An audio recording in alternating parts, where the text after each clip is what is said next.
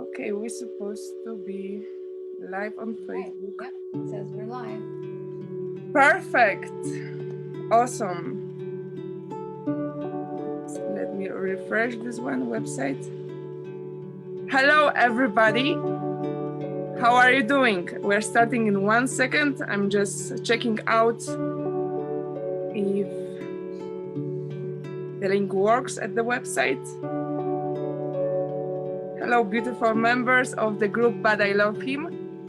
We are today hosting an amazing person, very special person for me.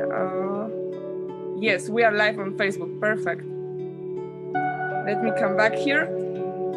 Okay, we have Joy also live with us. Welcome everybody in the house. Let me introduce you a woman who is passionate about helping women, couples to shift from frustrated relationship to thriving and full of enjoyment relationship. A woman who is a certificate trauma coach, body center coach. She's also founder and director at Inner Freedom Yoga and conscious thriving relationships. She also has a group, Sisterhood Healthy Relationships at Facebook, and she has 25 years of experience as a yoga teacher. She's back from California on Facebook Live. Thank you so much, Robyn Smith, for coming. Welcome in the house. Super passionate, excited for this interview. Thank you. It's so wonderful to be here. Thanks for having me. Thank you. We have also members watching us on Facebook Live. So please, if you have any questions during the interview, go ahead. We are going to ask Robyn at the end of our interview a few questions more. We have also Joy connected, and also we have B. We have GB also connected. Hey girls, can you hear us? Yes, hi, how are you, Anna? It's I'm GB. Hi, Hi. GB. I'm doing great. Thank Great. you for coming. Appreciate No problem at all. your presence always, and thank you so much, Joy, for being with us. So Robyn, my first question for you is how to don't allow our mood swings to affect relationship. How to deal with mood swings. Okay. Thank you for asking. I like the question. I don't know if we can not allow it to affect our relationships because our moods affect our relationships. But you're saying mood swings. So what I think of, I don't know if you're thinking of when you're premenstrual or not, or Yes. just generally. Yes. Oh, premenstrual. Okay, that's great. Thank you for Yeah, thank you for. Yeah, so obviously many women, but not all, feel more emotional, and things seem bigger or more challenging, or when they're menstruating because of the hormones. And so it's so good when you're not in that moment to have the perspective of remembering that things might seem out of proportion or more dramatic, during that time of the month. And my suggestion is a couple things. One is to have some compassion for yourself, because in a way it's like you're under the influence of drugs, right? The hormones are like they're chemicals, they're like drugs. And so they affect how we think and how we feel. And in many ways we're not in control of that. And so, to have some compassion and understanding for the fact that you feel like less in control of yourself during this time is one. And then two would be to get more in touch with what you are feeling, because I also think of when we're hormonal, as we say, um, that it's not that we're having new feelings, but it's that we're having the same feelings that feel bigger than usual. So it helps us to see what's happening, like putting a magnifying glass on everything. Um, and so it's a great time to investigate and to be curious about what you're feeling, and to do your best to be in that curious place with it. Like, I'm really scared, or I'm really angry, you know, and to ask yourself questions about that. What am I so scared about? What am I so angry about? What am I so sad about? And to allow that to just be interesting, and, you know, to learn from that. So I hope that's helpful. Yes, I love the point about self-compassion, and the second strategy, to ask myself, why am I feeling anxious right now, or why am I feeling frustrated? And also what helps me is to stand before mirror and just talk to myself something like, I love you, I forgive you, and it put me in this place of gratitude and feeling better, like maybe the dopamine increase in my brain. I just feel better. It's a good idea. Gratitude will help the dopamine for sure. So my second question for you is, what are the common relationship communication mistakes which you observe working with your clients, and what normally do you advise for those kind of communication problems? Yeah. Great. Yeah. So, you know, when people come to me, women come to me a lot because of communication issues. They find it very challenging. And a couple that come to mind are biggest mistakes I think of as like, you know, we're getting into arguments too often, right? And so people feel defensive. And so defensiveness is a mistake, I would say, because you know, for one, it's normal to get defensive because we're trying to protect ourselves, and how not only physically, of course, that if you are needing to protect yourself physically, then you probably shouldn't be in the relationship. But if it's more like you feel like you need to protect your ego because you're concerned about what somebody thinks about you, you know, that's super normal, and we all have that instinct to you know, stand up for ourselves, and, you know, want to be heard and understood. But the problem with getting really defensive is that it's sort of like this. It's sort of like a wall that you put up and push people away.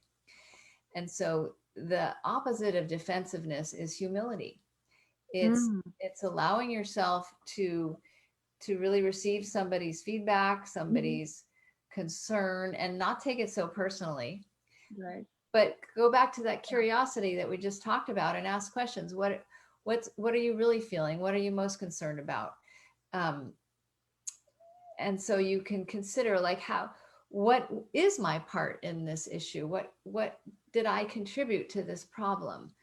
So the more we can be open to receiving feedback, open to taking responsibility for our part, the less conflict we're going to have.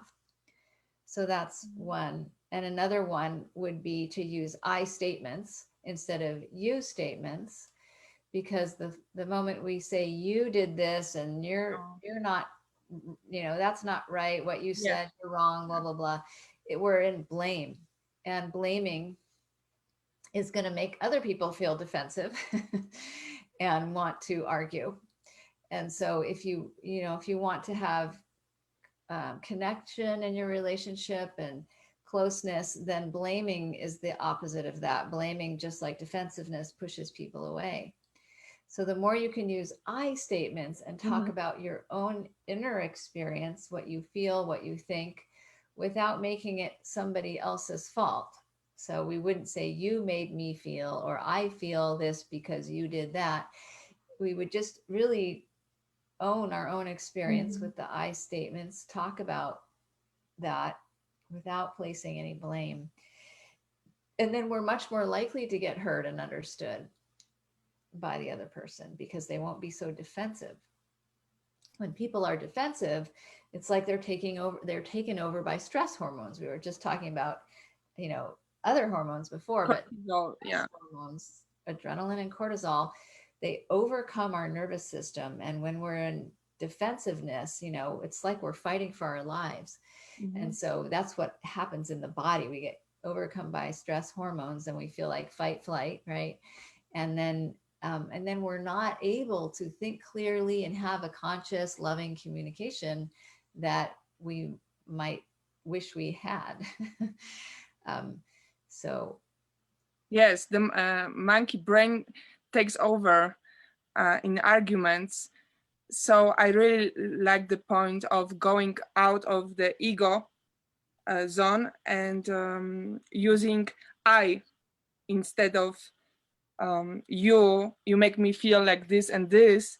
yeah, And I think that already means a lot in order to solve communication problems, to avoid communication problems. yeah.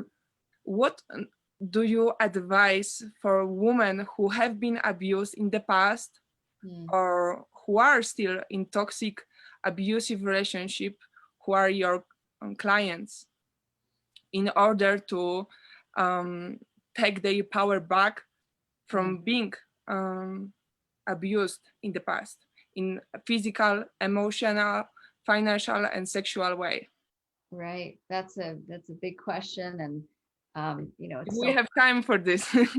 yeah, we can go there. So when we're in an abusive relationship, we're usually there because we've been abused in the past, because we have early trauma, and because of how our trauma, not only physical trauma but emotional trauma, what we call relational trauma, when it happens with another person, um, that affects how we think about ourselves. It affects our sense of identity. So when we've been abused or neglected, or if we just didn't get our needs met from our caregivers, it affects how we're wired and how then we think about ourselves and perceive ourselves. And then we may have low self-esteem. We may not feel worthy of love, or we may also kind of relate or kind of hook together love with abuse, love with neglect.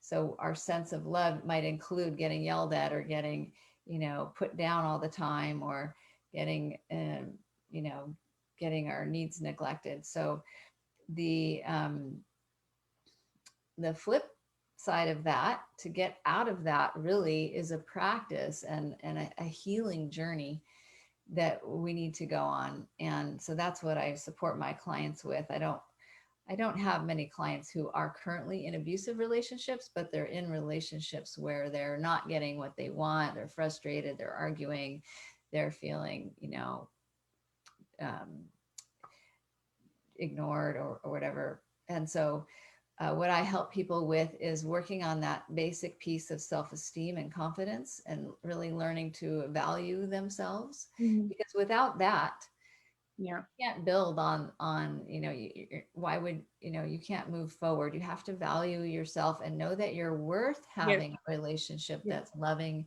and kind and respectful. And so you have to, I believe you need to start with some of that for yourself, so that you stand in that value in your relationships, and you say no, and so to anything other than that. So I help people with clear boundaries. And that's another piece. But the boundaries have to come from a place of respect for yourself, right? And valuing yourself. So from there, you can have healthy boundaries and know how to say no, know what's healthy for you and what's not. Respect your own needs and desires, because sometimes we don't feel our desires are worthy, like we shouldn't have a need. And that's comes from trauma as well. But everyone has needs. We all need love and respect and kindness and connection. And so it's really important that we learn to value those. So that would be a good starting place. And honestly, I don't think that's something that's easy to do on your own. I do think people should get help in that, because when you work with someone like a coach like me, I'm a relationship and trauma coach, or a therapist or counselor, you know, they help you see yourself so much more clearly than you can from the inside out, because our views are so often very skewed. You know, they're I don't know if you know that word, but our beliefs are, you know, are limited and misguided based on our trauma. So it really helps, I think, having a second person there who's skilled in trauma specifically. And a lot of therapists, I have to say, are not. And they, you know, the most common type of therapy that's, you know, that you can get schooled in is called cognitive behavioral therapy. Mhm. And so it really focuses on cognition, which is your intellect, how you think, and your Right. behaviors, how you act, right? But that doesn't heal your trauma. Trauma is not healed by changing your thoughts like affirmations or just having insights. And it's not healed by changing your behavior. Trauma is healed by working with your whole nervous system and your body in addition to your cognitive self, your mind. So I could go on and on, but Yes. hopefully I think that answers your So how can we start working with our body? How can we start working with our body? Okay, great. So is to start to feel your body. So because sometimes when you have a early trauma, the earliest trauma that you probably don't remember, first 6 months of life, you probably don't feel your body very much at all. Mhm. So Right. Yeah. but if you can, if you're a person who can feel yourself, then notice right now with me as you're listening, like your butt on the seat, the air on your skin, your feet on the floor, and so you just start to notice sensations, and the beauty of that is that it brings you into the present moment. You can't be in the past or the future when you're noticing your body, right? Oh, Your mind may go away, but if you're really paying attention to what's happening in my body right now, my legs are folded, I'm feeling my foot tucked into my leg, I feel my back resting against the pillow, you know, I feel the cool air on my cheeks, then I you get here in the moment, and this is where life happens, right here and now. So that's a good doorway in to the body, is the through your senses, your five senses. So it can be what you notice on the surface, like your skin and muscles, and you could actually touch yourself and squeeze a little to feel more, Mhm. right? It could also be helpful to notice what you see. So just looking around and, oh, the picture on the wall, the light, the lamp on the desk, the tree out the window, and just really taking things in and like, okay, that's here, I'm here, that's over there, I'm over here, and really feeling yourself relating to your environment. Same with sounds, listening to sound, the birds chirping, the car going by. That's happening there. I'm over here. And so we relate to the environment. So the outside senses, the inner experience, not only surface, but inside, maybe the belly's churning or the heart's pounding on the inside, right? Hungry, whatever, have to pee. So just different sensations, and and we can practice noticing without making it right or wrong. So there's no judgment, just curious attention, just like we talked about before. I love it. I love it. And I totally agree that um, it's bringing our awareness to the present, focusing on our senses. Yes. So even now I can feel difference. I would love to go deeper into the topic of abusive relationship because of um, this interview is especially focused for women who've been abused in the past. Um, and I was one of them. Um, Mm-hmm.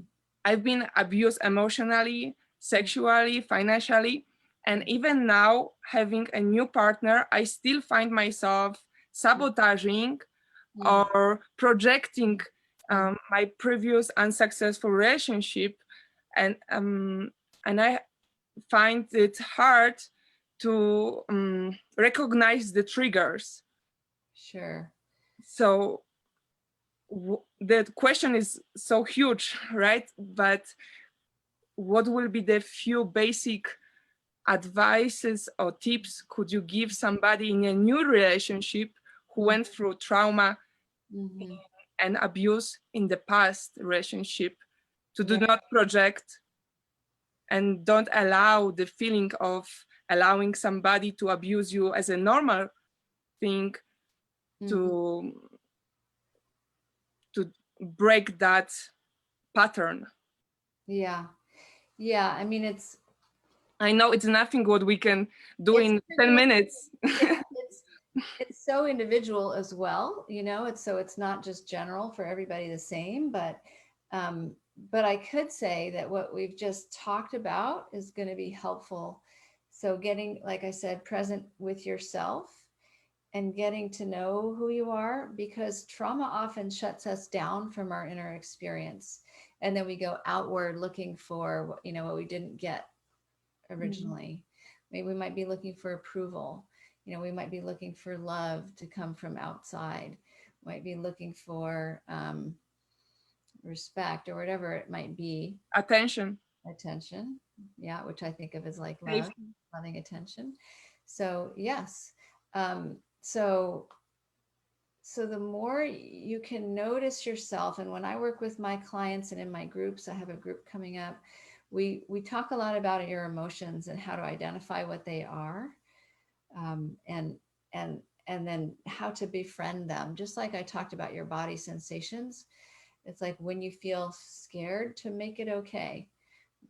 It doesn't mean you should do something if you're scared to do it. I'm not saying that, because everyone's different on their comfort level, but that just to have compassion for your fear and for your sadness and for your anger, and not just compassion, but understanding. Like when we feel something, there's a reason, you know, and it's not just made up. I mean, it comes from someplace, and it can be related to our dysfunctional thinking for sure, right? And that's where it's going to be helpful to have somebody to help see, like, what are you thinking in there, you know, and is that true, you know, to start questioning your thoughts and beliefs, because you've believed stuff that's not true about yourself. Most of us have.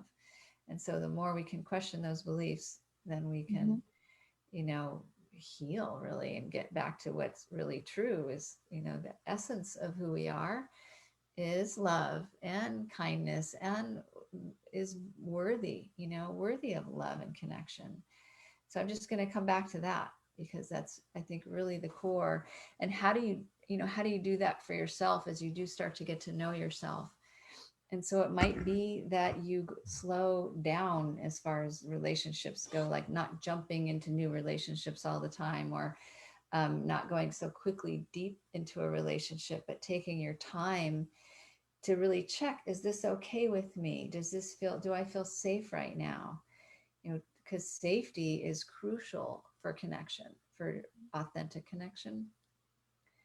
So that's really important. And it's hard to do this generally, but I could, if you want more with that, you could share with me an example, and we could explore that together.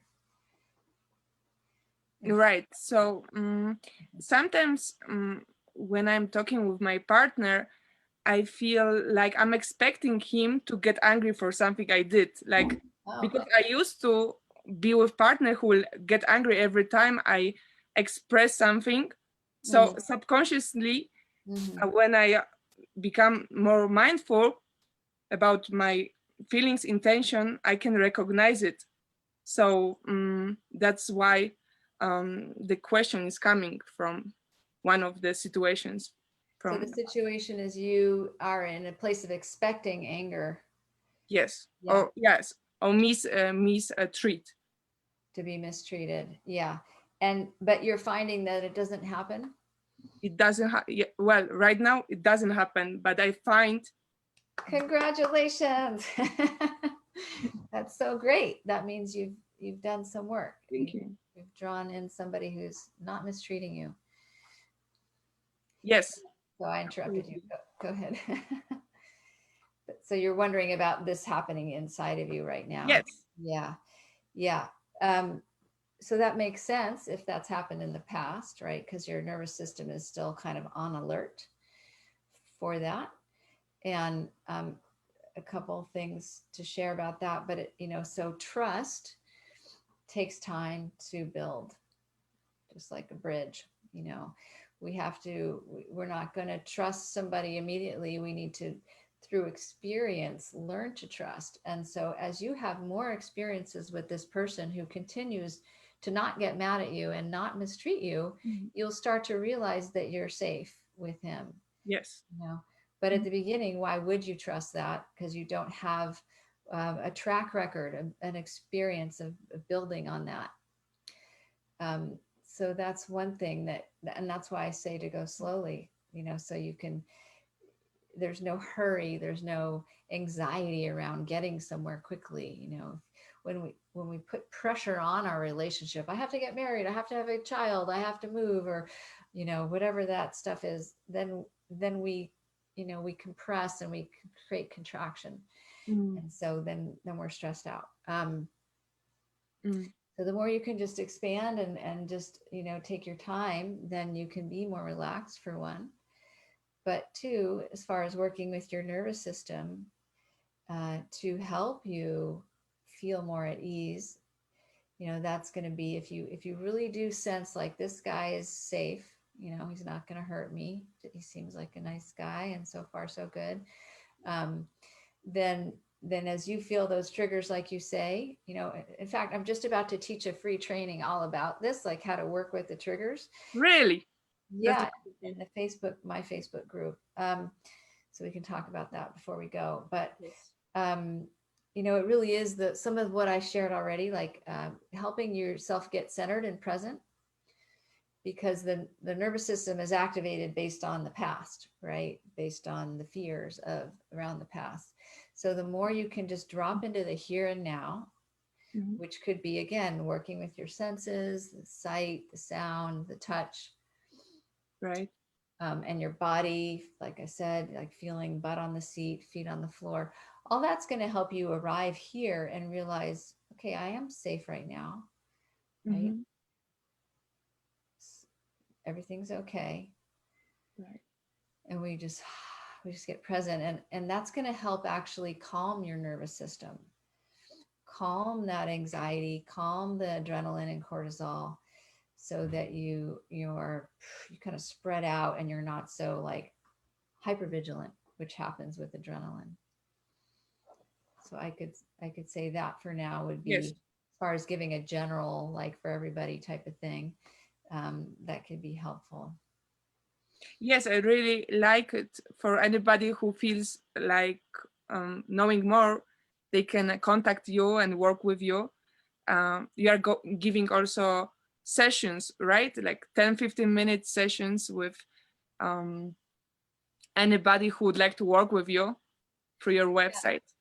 Right. I have a breakthrough session, a relationship breakthrough session, and there's a link, and I could give that to you to post with the video.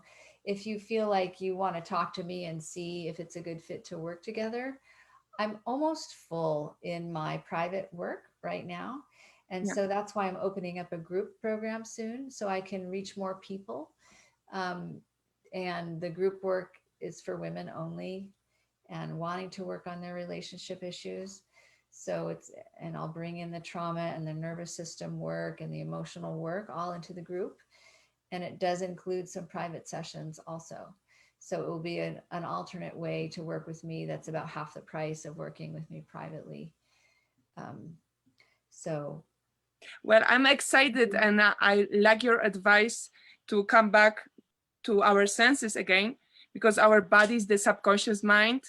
So and it's so easy to work on our body, to bring our awareness on our, like you said, touch, smell, environment, what I can see. And my next, before we give microphone to Joy and Gibi, I have just last question for you. What would be, are there any red flags? And if the answer is yes, what are they during our first date, which we could recognize if that person we are right now dating is a kind of risk for us? Yeah, that's a good question. I think again, it's going to be individual for you as far as what you need for safety. But and I'm not a dating coach, by the way. I haven't dated myself since 20 years. I've been with my husband for almost 20 years. So Wow, wonderful. yeah, Congratulations. thank you. So anyway, Mhm. but to look for the body signals of not feeling safe. You know, how do you know when you feel unsafe? When only you know what that is for you. Heart pounding, stomach tightening, jaw Yeah. clenching. What happens in your body? So you want to start tuning into those signals for yourself. And also, if someone's trying to go too quickly for you, that's a red flag. If they're pressuring you, Oh, and and also if I just talked to someone, I do have a client who is dating right now, and she's doing some online dating. And really? she was talking about someone who she was speaking with and who he'd always just talked about himself. And she was like, so for her, that was a red flag. Like, hey, what about me? Like, aren't you interested in me? And she didn't say that. She just cut it off because every time they talked, it was all about him. So that was her red flag. Mhm. So is someone expressing interest in you? Do they care about you? Or do they just want sex? Like tune into how they treat you on the date, how they show their interest, what they talk about. Are you interested in what they're talking about? Yes, or even if they offer to pay for the bill, or if they just leave the place without, Sure. Yeah. Or if they agree to go what we call go Dutch, which is when you each pay, that's fine, But yeah. is there like how is the communication? Yeah. So we have right now Joy, and Joy, do you have any questions so far? Hello, Joy. Oh, sure. Her camera's off again. I Or will I will put. yeah. Okay. Still here? We don't see her. Her camera. Yeah. There you are. Hi, Joy. I'm good. I can hear you back. Oh, hi. Nice meeting you. Nice meeting you. It's a little hard to hear you, but it looks like you're working for the census, so thank you. Yes, we do. So go ahead, guys. I'm just gonna listen. Oh, okay, no question. Okay. Okay. So thank you, Joy, for being with us. I know you've been working. You are volunteering right now in Colorado. So thank you for joining. Let's check out Facebook if we have any question on Facebook group. And the other woman's gone. GB is not oh, here. yeah. I have, okay, maybe we have some questions from Sandra. If you guys have any questions, go ahead and put them on Facebook. Otherwise, I have maybe one or two. Also, the time is almost gone. So, so maybe I could ask you how to level up our relationship, how to improve our communications in relationships. Are there any techniques we can start using to enjoy ourselves in relationship more, except the one you said, avoid blaming somebody, and using I statements, right? yes, and being humble. Yes, good. You're remembering a lot. That's great. I appreciate it. But you're a great teacher. Thank you. Another one is well, there's two that come to mind. I've been teaching about this on my Instagram, and which is where we met, which I appreciate Instagram for helping me to connect to people like you and many other wonderful friends out there. Well, thank you for answering and saying yes for the challenge. Yes, absolutely. So criticism is, I was just writing about this the other day, and that's something that it's easy to do, and people criticize each other.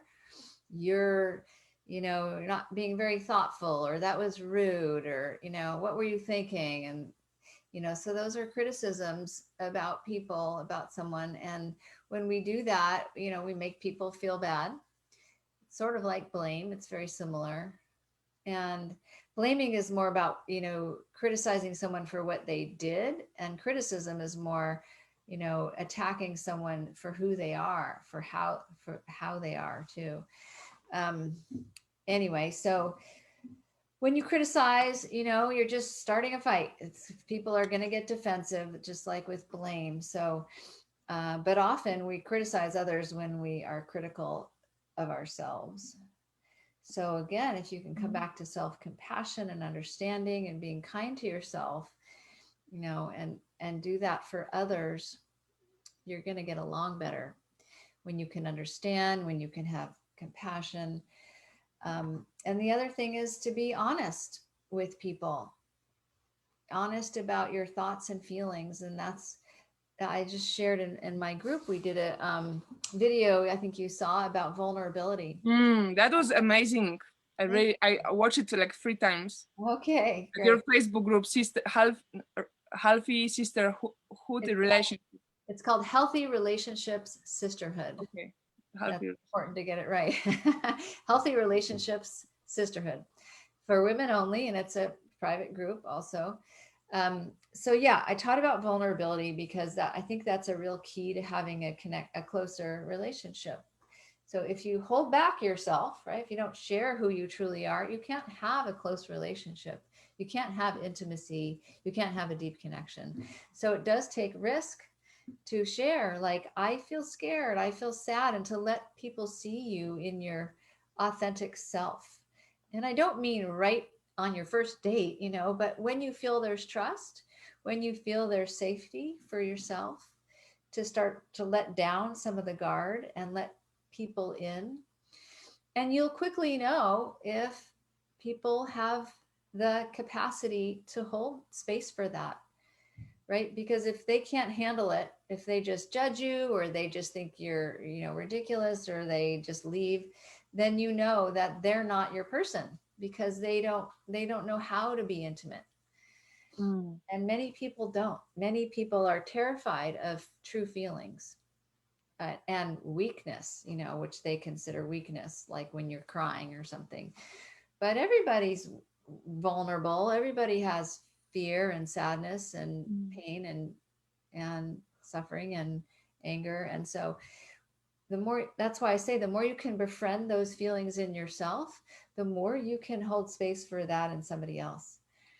And if you think all your feelings are wrong and bad, then you're probably not going to be able to see them as okay in other people. And then you're going to have, you're not going to have much depth in your relationships. So deep relationships need to hold space for the full spectrum of your humanity. If that makes sense. Yes, I love the point of being real, authentic, and finding power and beauty in vulnerability. It really helped me to calm down my inner critic, and blaming myself or feeling guilty, just owning all past. Glad to hear feeling that. complete. So yeah, vulnerability, it's sharing, and also in the same way getting back so much from allowing the past silence trauma to release, or some emotions which we had been holding, which were keeping us from enjoying and being free. And so that's very important for me in the process of setting myself free and just enjoying here now. And yeah, so, and leaving the monkey brain. Leaving the monkey brain. Yeah. Yes, exactly what you say, as we when we hold back our truth, then it takes effort and it takes energy, and it can be exhausting, and it also creates distance. So we can't have that closeness and hold back. Is there any way to be still having deep relationship or start a new relationship during quarantine, during the time when everybody is wearing masks and hiding their faces and is afraid actually of getting? Yeah. I've been, yeah, like 2 days ago, I've been in supermarkets talking with one of the workers, and he literally jumped 6 feet from me because he was afraid. And I just realized that nowadays it would be super hard to just develop new relationships. So are there any ways to still have a deep connection, starting new relationship? And that will be the last question for you, because we are out of time, and I think there's no more questions right now. Yeah. Yeah, I know it's a challenging time for people who are wanting to date. And so I do think the beautiful thing about Zoom is you don't have to wear a mask and you can have eye contact, and you can see the whole face, and so you can get to know somebody this way, at least initially, you know, and then you could have dates with masks on at first, you know, until you feel like trusting of the person's health, and you get tested or whatever you need to do and make sure you're being safe and sanitizing and whatnot. But yeah, you know, we can date this way. We can have good connection this way. I see all my clients on Zoom, and it works really well, you know, because we need eye contact and we need facial expressions. And I also like to see people's chest a little bit so I can see their breathing, you know. Right. So it helps. It's a good platform, at least for a little while, if you're dating. And I encourage it. I encourage people to get connected, because it can be so isolating if you're just staying home all the time. So to reach out and meet people through Zoom if you need to, and in your Facebook group, you know, there's so many great people to connect with. So the thing about masks is at least you can see people's eyes, right? Yeah. And that's good, because we can see a lot of expression in the eyes. So that's helpful. And they have some masks now where there's like plastic here, so you can see the mouth, or the, you know, which is really funny looking, but but it helps for people. I have a friend who's hard of hearing, and she needs to read lips. And oh my God. Really lost. So this is going to help her to have a mask where you can see the mouth. Wow, that has to be very challenging. Very challenging indeed. Yeah. Anyway, that's a different topic. Well, so thank you so much, Robyn, for being with us. Thank you so much for all of responses and all what we learned. How can people find you? Is it your website, Inner Freedom Yoga? No, that's my old yoga site. So I don't, I have yoga. I do have online yoga, but Conscious Thriving Relationships is my coaching website. And you can find me through Instagram easily, yes. Robyn with a Y .Smith .relationship coach. And maybe Anastasia will put that in the comments. Yes, I will. I'm going to put your Instagram, your website, and the link for the session. Yeah, if you put the, right, I put the link for let's see, I didn't put the link for the upcoming Facebook challenge. So I'm going to put that in the chat for you if you want to share it. So this is the, I'm doing a Facebook challenge starting on the 28th that's called Increase Your Peace. And it's all about teaching women nervous system techniques to help calm the triggers, calm the body responses to anxiety and stress, so that you can be more present in your relationships and have better conversations. So Anna, if she could share that, and then the Facebook group, perfect. The Healthy Relationships Sisterhood Facebook group as well. So wonderful! Can't wait for your new program. for abused women. I'm going to keep posting. For all women, yeah, for women in relationships, yeah, the group program, yeah. Yeah, definitely get in touch if I can support you. Well, thank you so much for your support, and hopefully everybody learn something from this interview as I did, and I'm really grateful.